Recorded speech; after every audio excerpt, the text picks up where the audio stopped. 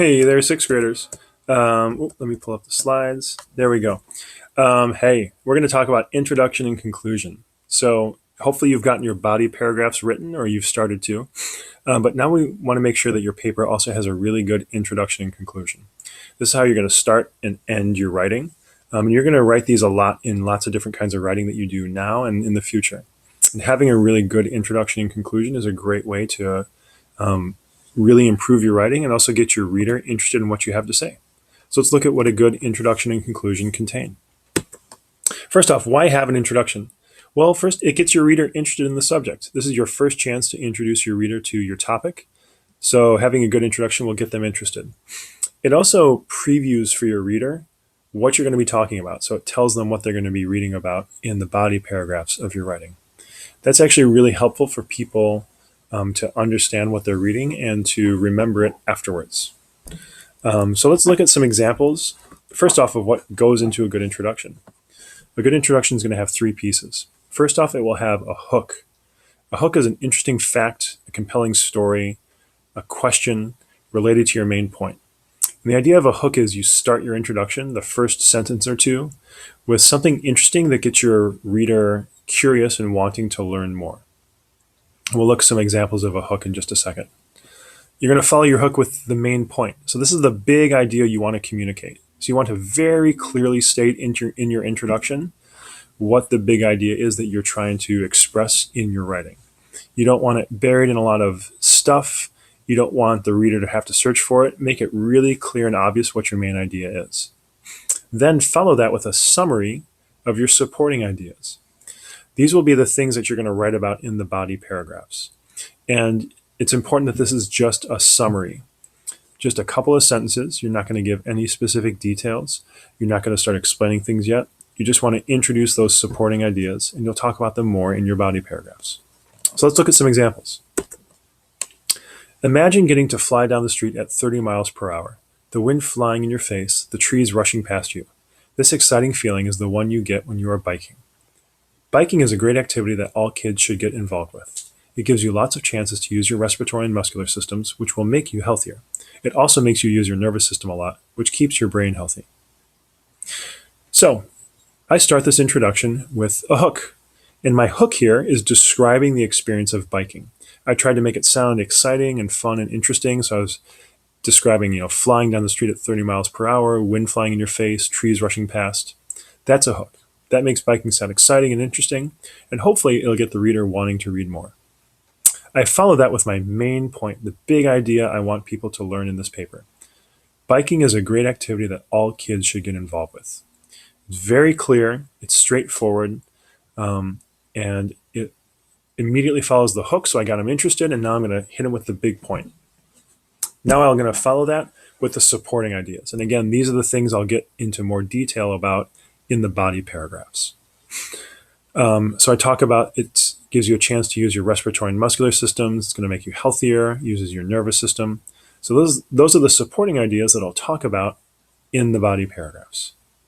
Notice that I don't go into a lot of details. I don't explain how you use those systems yet.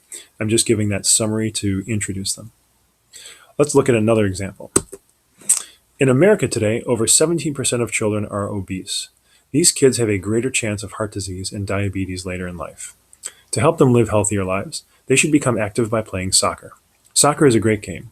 It has you running, kicking, and working as a team. You work your nervous system, circulatory system, and muscular system. By using these systems, you get great exercise and a healthier life. So here's an example of starting an introduction with a hook that's more about like a fact or some research or some data that is a really interesting point, and it gets the reader interested in wanting to learn more about the topic. So I start off with this really interesting number about the number of children that are obese, and that hooks them in. Then I follow with my main point about kids should be becoming active in soccer because it's a great game. And then I follow with my supporting ideas, talking about the different body systems that are being used and why they're good for you. In this third example, this shows you an example of using a question as a hook. So I start this introduction with a couple questions. Are you tired all the time? Want to make more friends? Then you need to get more active. So that is an example of using questions as a hook to get the reader asking themselves like, am I tired all the time? Do I want to make more friends? Then I follow with the main idea of you should join a dance team. Dance is a great way to make new friends, use your mind, and challenge different body systems. I follow that with my supporting ideas. Using these systems, like the circulatory and muscular systems, will make you healthy and happy. And again, those supporting ideas I'll get into more detail with in the body paragraphs. So those are some examples of good introductions. Now let's talk about the conclusion. You have a conclusion for two reasons. One, it reviews the main points of your product, and that'll help your reader remember them afterwards. And two, you want it to keep your reader thinking about what they read after they're done. As writers, we always want people thinking about our work after we're done. We don't want them to put down our work and then just forget it. We always want them to remember it afterwards. And a good conclusion can help with that. Just like an introduction, a good conclusion also has 3 points. First off, it should restate the main point of your product, just to help them remember what the big idea was. It should also restate a summary of the reasons or the supporting ideas. So just like we summarize the supporting ideas in the introduction, you want to summarize the supporting ideas again in the conclusion. And then a good conclusion has a cool, what we call a closing thought. So this is something you say at the very end of your writing that will keep your reader interested in the topic and wanting to think more about it after they're done reading. There's lots of ways you can do it. 3 examples are you could give them a suggestion for what the reader should do next after they're done reading. You could ask them a question to think about after they're done reading. Or you could also just say your hopes for the future of your topic. So let's look at some examples of a good conclusion. America's kids may not yet be very active and healthy, but as you can see, karate is a great way to solve this problem. So there's my restatement of my main idea. Kids are not active and healthy, but karate is a great way to solve the problem. That's my big idea for this paper. Now I'm going to state my supporting ideas again. Again, just a summary, not a lot of detail. It uses your mind and body in lots of different ways that is both fun and disciplined. And then I'm going to end with my closing thought. Someday, hopefully all kids will use karate as a way of staying fit. Now this is an okay conclusion. I wouldn't give it the highest score because I think that you should, in the supporting ideas, give a little bit more detail about how you're using your mind and body. But this overall, at least, is an example of a conclusion that has the 3 main parts that we're looking for. Here's another example. There are lots of different ways of staying active, but baseball is one that all kids should try. It requires you to use your nervous system and muscular system in a way that really challenges you and is also a lot of fun. Spring is coming up soon, so go find a league and sign up today. So, like before, I start with my main idea that baseball is something kids should try to stay active. I follow it with supporting ideas about the different body systems that you use, and those are the things that I talked about in my paper. And then I end with my cool closing, and this is an example of a closing where you give the reader a suggestion for what to do next, that they should go find a league and sign up. One last example is this. If you are looking for a way to calm your nervous system, stretch your muscular system, and benefit your circulatory system, then yoga is the activity for you. No other activity has been shown to have as many benefits as yoga. Even though it may seem strange, it can truly change your life. Why not give it a try?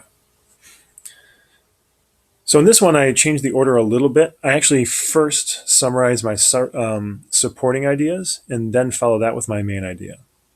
Because the main idea is that yoga is an activity people should do. So I actually put that second in this paragraph, and that's fine. You don't have to follow things in the exact order all the time. And my cool closing is a question. The question for the reader here is, why not give yoga a try? Something for them to think about. So those are the things that you should be including to shoot for that level 3 score. Those are kind of like the basic things that a good intro and conclusion have.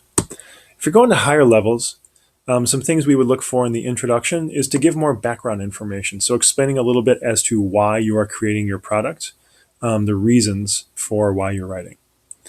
And in a conclusion at the higher levels, we'd be looking for some explanation of reconnecting again your supporting ideas and explaining how they're connected to your main idea. So please use this screencast and these resources to help you write good introductions and conclusions in your papers. Thanks.